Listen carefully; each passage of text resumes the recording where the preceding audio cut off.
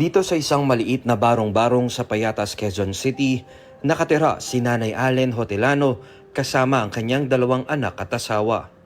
Baka sa kanilang pamamahay ang kahirapan sa buhay.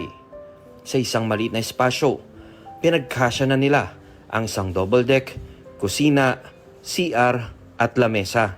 Pero kahit na ganito ang kanilang tahanan, ito ang natatanging kayamanan na kanilang kinakapitan.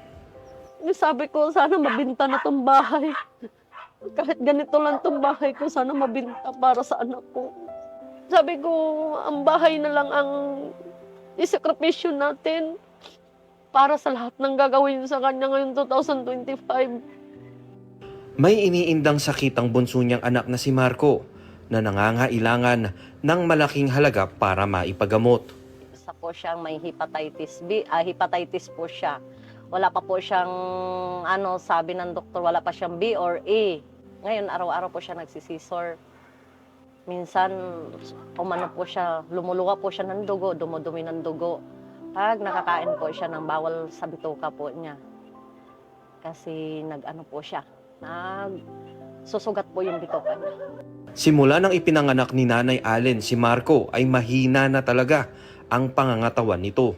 Sa katunayan, may kakambal si Marco, ngunit namatay na ito ilang araw matapos maisilang. May kakambal po ito. Nanganak po ako ng 2020, April 20. Hiningihan po kami ng 1.5 million. Kasi open utak daw po at saka puso ng kakambal nito. Kasi hindi daw po nakahagap ng oxygen yung utak at saka baga. Dahil sa kawalan ng pera noong panahon na iyon, hindi na ipagamot ang kakambal ni Marco kaya ito namatay. Nagdulot ng trauma para kay Nanay Allen ang nangyari. Kaya naman todo ang kanyang pag-aalaga ngayon kay Marco, lalo na't hindi niya lubusang maintindihan ang sakit nito. Sinitiskan, neuro, EEG, lahat po naka-MRI po siya. Hindi po makita-kita ng doktor kung anong sanhi po nung sakit niya. Tinapik lang po ako ng doktor. Sabi ng doktor, ihanda mo na lang sarili mo. Hindi ko po alam. Pero ang lakas ng anak ko eh. Masigla anak ko eh. Masigla ang anak ko, sabi ng doktor. Malakas lang resistensya na panlabas. Pero yung panloob po, wala na. Bulok na daw yung loob. Bagamat nagsusumikap naman ang tatay ni Marco, hindi sumasapat ang kita nito para sa pampagamot. Kasi ang hirap mga pa, lalo ng asawa ko po ay minsan contraction, minsan houseboy. Minsan may sahod, minsan wala.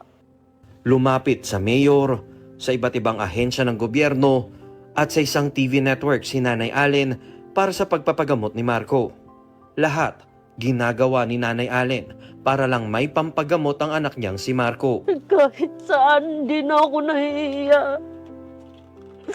Para lang po sa anak ko, sir. Kahit sino nilalapitan ko.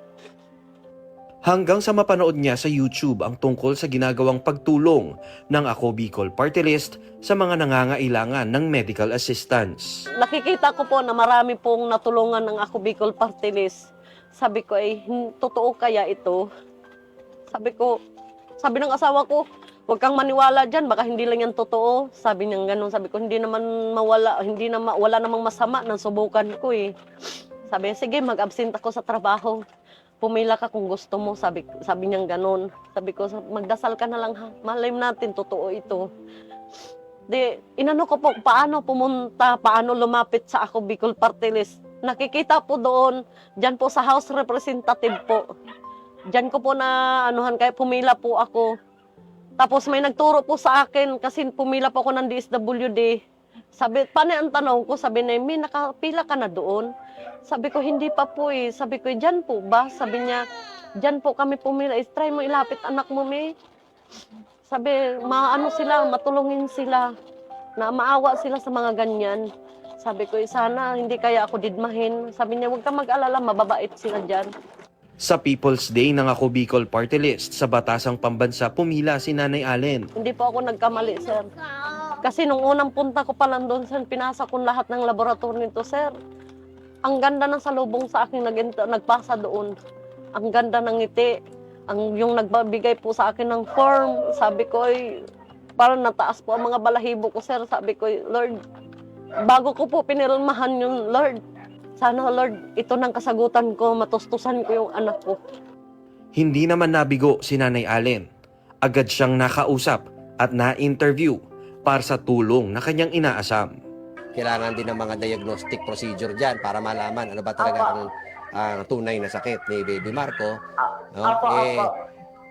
Sasabihin ko na po sa inyo, sasagutin niya ni Kong Saldico at ako Bicol Party List. Opo. Salamat po, sir. Hulog po kayo ng langit sa amin, sir. Siniguro ng Ako Bicol Party List ang tulong para sa pagpapagamot ni Marco. Bukod pa dyan, nabigyan din ng kaunting regalo para sa Pasko ang pamilya ni Nanay Allen at Marco. Kaya ngayon, nandito na po kayo sa harapan ko. Napakaswerte ko sa kanya. Ni minsan hindi na ako pinapabayaan. Salamat po. Salamat. May dalang grocery item ang Ako Bicol at nabigyan din ng financial assistance para sa pang-araw-araw na gastusin ng pamilya. Binigyan din ng bagong laruan si Marco. Hindi makapaniwala sa biyayang natanggap si Nanay Allen. Labis ang kanyang pasasalamat sa ibinigay na tulong ni Congressman Zaldico ng Ako Bicol Party List. Marami pong salamat kong Congressman. Marami pong salamat kasi ito na. Dasal ko po ito sa Panginoon na sana dumating yung araw na to. Kahit hindi nyo po kami kilala, ito ngayon, kung napakabuti nyo po. Malayo po kaming lugar, nasa Payatas po kami, pinuntahan nyo po kami dito. Sana marami pa pong katulad nyo na tumulong po sa aming mahihirap.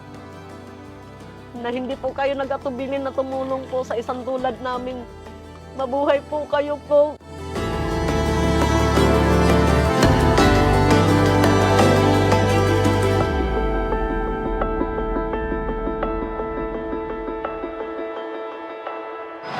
Ako Bicol Party List. Katabang na, kasurug pa.